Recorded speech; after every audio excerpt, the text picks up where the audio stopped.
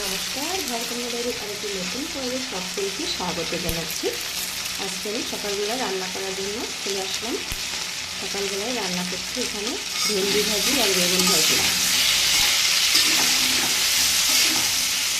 দেখুন, ভেন্ডি আর বেগুনটাকে আমি একসাথে দিয়ে দিয়েছি। দুইবার আলাদা আলাদা করে ভাজলে সময় লাগতে চাই, একসাথে দিয়ে দিয়েছি।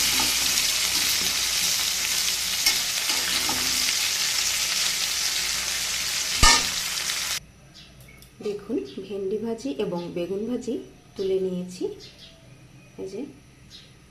আর আমার এদিকে কড়াইয়ে আবার তেল দিয়ে দিয়েছি। তেলের মধ্যে দিচ্ছি একটু কালো জিরে ফোড়ন। আর এইদিকে আমি নিয়েছি হচ্ছে শসা, যে বড় যে শসাগুলো পাওয়া যায় ওইগুলো, আর আলু। লবণ হলুদ দিয়ে নিয়েছি, আর একটা আস্ত কাঁচা লঙ্কা দিয়ে নিয়েছি। এটা দিয়ে তরকারি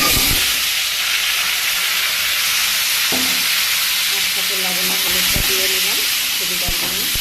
আবার এটাকে নেড়ে করে কিছু সময় ভাজবো।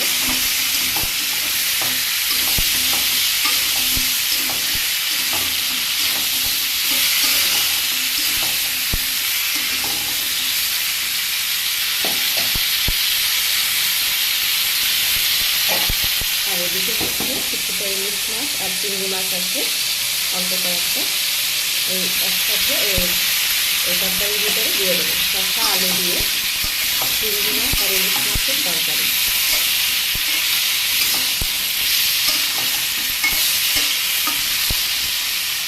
দেখুন, এটাকে এখানে ঢাকা দিয়ে দেবো ভাজিটা ভালোভাবে খাওয়ার জন্য।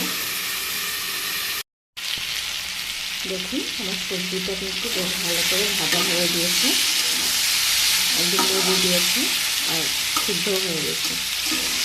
এবার আমি দিয়ে দেবো জল।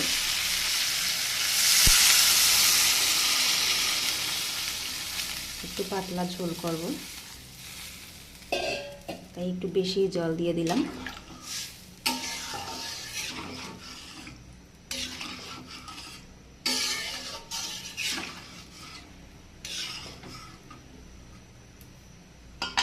এবার ঝোলটা ফুটে উঠলে তারপরে আমি মাছগুলি দেব।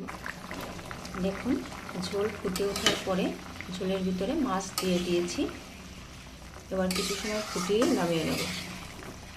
তা আজকে আমার এই শসা এবং আলু দিয়ে ইলিশ ও চিংড়ি মাছ অল্প কয়েকটা ছিল, মাছের পাতলা ঝোল। কেমন লাগলো?